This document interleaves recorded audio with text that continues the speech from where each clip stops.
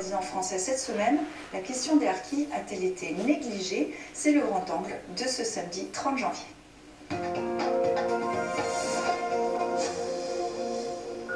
Les harkis sont ces anciens soldats algériens recrutés par l'armée française durant la guerre d'Algérie. Leur situation est-elle sous-estimée dans le rapport sur la guerre d'Algérie remis mercredi par l'historien Benjamin Stora à Emmanuel Macron? On va en parler tout de suite avec vous, Fatima Besmessi-Lankou, bonsoir.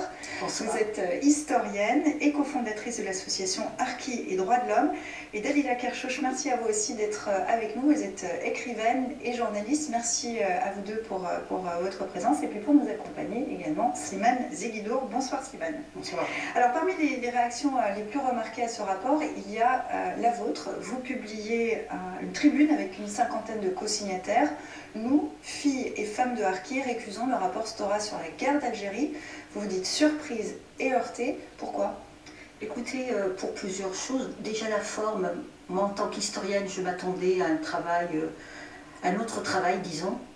Je découvre une espèce de catalogue avec des propositions. Ça ressemble beaucoup d'ailleurs à des propositions, des cadeaux à distribuer.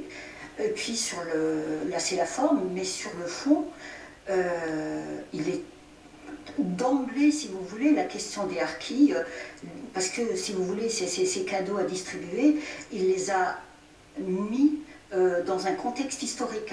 Et dans le contexte historique, il parle effectivement des harkis et dès le départ, il utilise des mots comme représailles. Donc il laisse sous-entendre. Donc vous remettez en question aussi le rapport à l'histoire. Vous dites que c'est plus politique qu'historique ce rapport, si je vous résume. Bien évidemment que c'est plus politique, donc qu'historique.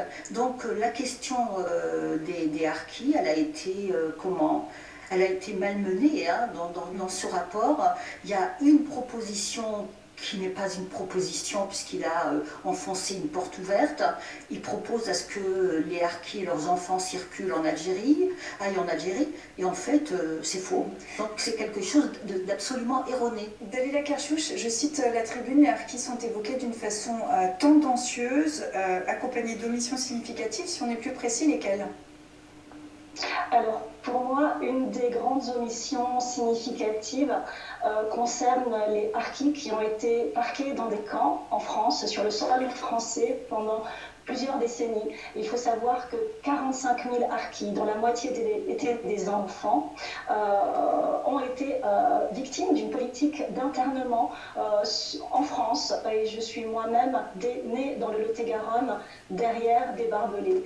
Et sur ce scandale français, qui est l'une des plus grandes violations des droits de l'homme de ces 60 dernières années perpétrées sur le sol français, il n'y a pas une seule ligne dans le rapport Stora.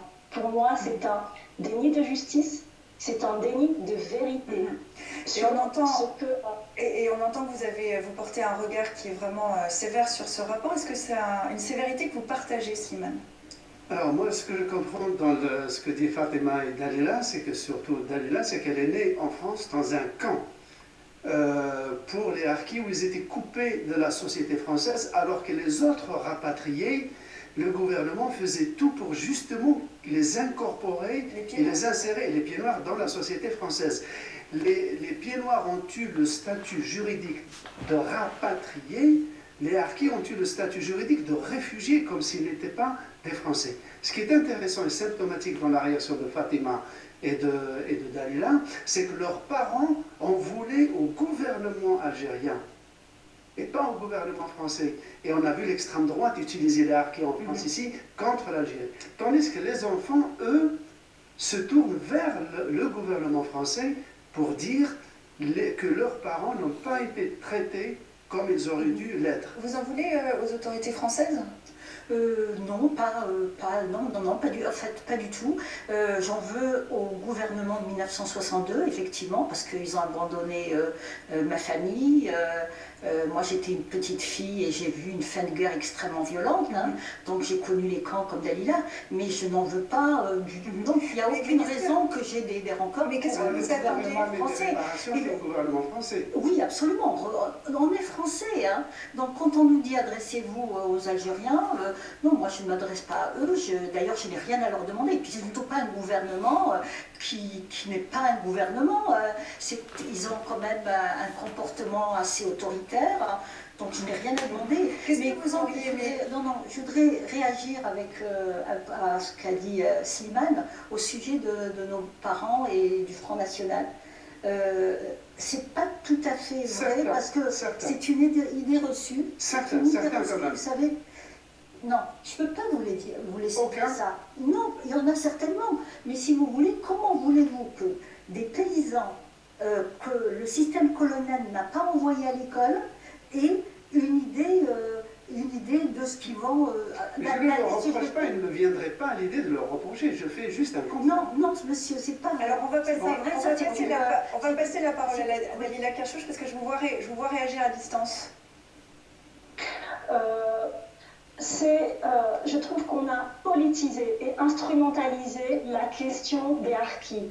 Et il est temps d'en finir avec cette prise d'otage politique. Il faut la ramener à sa réelle dimension. C'est un drame humain, profondément humain.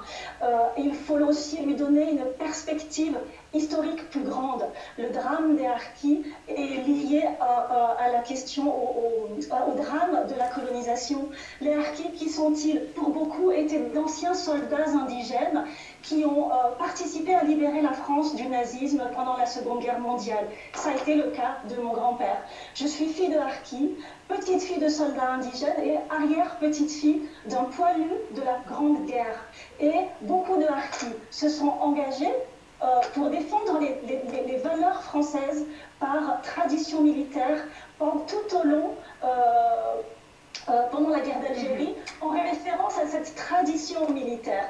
Et il est important aujourd'hui, à l'heure où la société française est traversée de grandes tensions identitaires et religieuses, de rappeler l'engagement de ces soldats musulmans pendant la guerre d'Algérie pour défendre les valeurs françaises et tout au long du XXe siècle également. Et on va revenir à la source, si vous me permettez, on va revenir à l'auteur de ce rapport. Benjamin Stora était l'invité d'International aujourd'hui, je vous propose de l'écouter.